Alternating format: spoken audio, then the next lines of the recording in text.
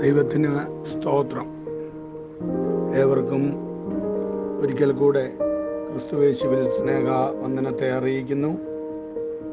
നാം 10 കൽപ്പനകളോടുള്ള ബന്ധത്തിൽ കഴിഞ്ഞ ദിവസങ്ങളിലായിട്ട് ആദ്യ 6 കൽപ്പനകളെ കുറിച്ച് ചിന്തിപ്പാൻ ഇടയായി തീർന്നിട്ടുണ്ടല്ലോ.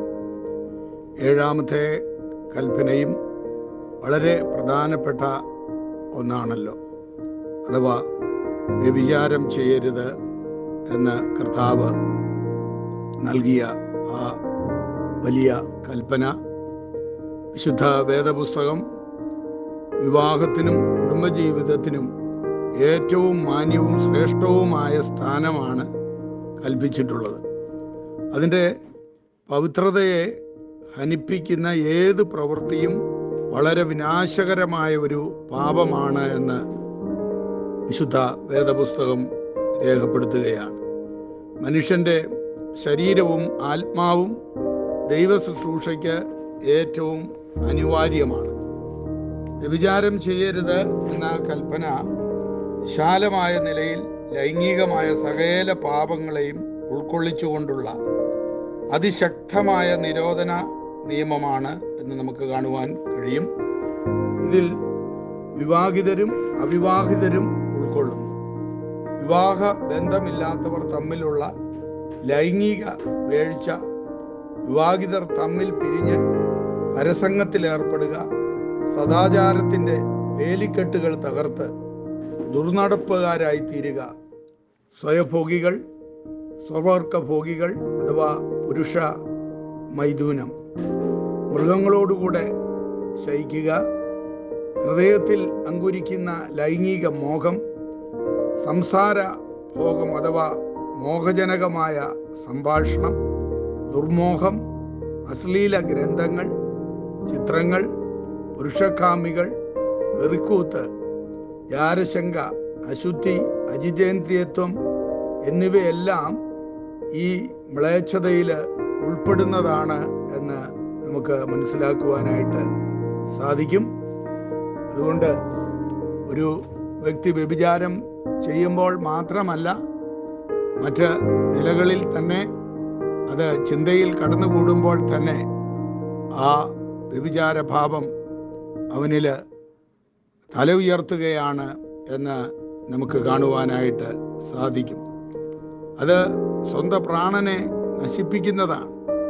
അഥവാ ദൈവത്തിനും സ്വന്തം കൂട്ടാളിക്കും എതിരായി പാപം ചെയ്യുകയാണ് അവൻ ചെയ്യുന്നത്. അത് ഏറ്റവും നികൃഷ്ടമായ ഒരു കർമ്മം ചെയ്യുന്നതിൻ്റെ ശിക്ഷ മരണമാണ് എന്ന് വേദപുസ്തകം വെളിപ്പെടുത്തുന്നു. സദൃശവാക്യം 2:18, 19 തുടങ്ങിയ വാക്യങ്ങളിൽ നമുക്ക് കാണുവാനായിട്ട് കഴിയും.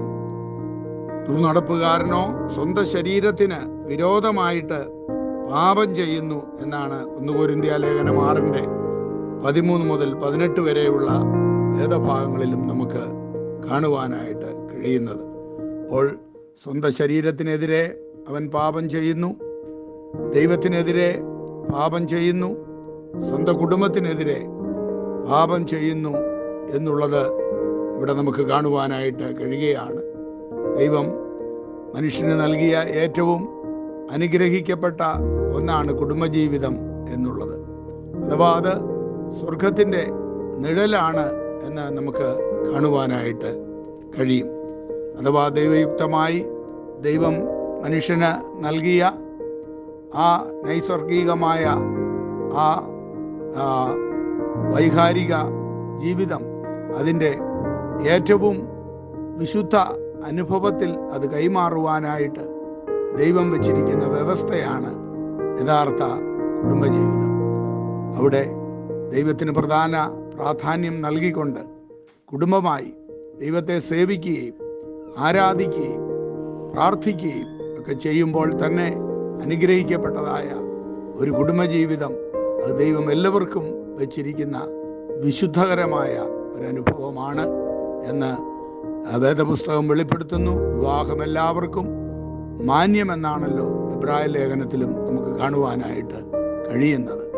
അതെ, അതിനപ്പുറം ഉള്ളതെല്ലാം ഏറ്റവും വൃത്തിഹീനമായ, ദൈവം വെറുക്കുന്ന പൈശാചിക പാപമാണ് എന്ന് നാം കണ്ടുണർന്നുകൊണ്ട് ആ വഴികളിൽ നിന്ന് വേർപെട്ട് വിശുദ്ധ ജീവിതം നയിക്കേണ്ടത് ആവശ്യമാണ്. അതിനായിട്ടാണ് ദൈവം നമ്മെ സൃഷ്ടിച്ചിരിക്കുന്നത് എന്നും നാം മറന്നു പോകാതെ ആ വിശുദ്ധ അനുഭവത്തിലായിരിക്കാൻ ഇടയായി തീരട്ടെ. ആമേൻ.